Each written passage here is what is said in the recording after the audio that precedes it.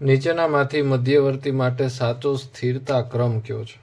તો આપણને એ, બી અને સી જે ત્રણેય આપેલા છે ત્રણેય મધ્યવર્તી છે અને ત્રણેયમાં આપણને કાર્બોકેટાયન જોવા મળે છે.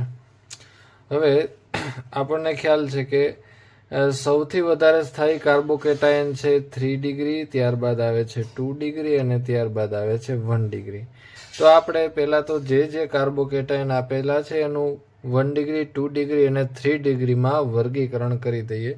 તો આ કાર્બોકેટાયન છે એની સાથે ફક્ત એક જ કાર્બન જોડાયેલો હોવાથી 1 ડિગ્રી કાર્બોકેટાયન છે.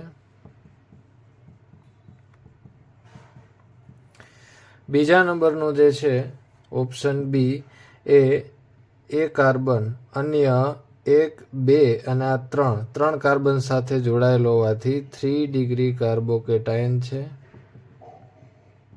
અને સી નંબરનું જે ઓપ્શન છે એમાં આ કાર્બન એ અન્ય 2 કાર્બન સાથે જોડાયેલો હોવાથી 2 ડિગ્રી કાર્બોકેટાયન છે.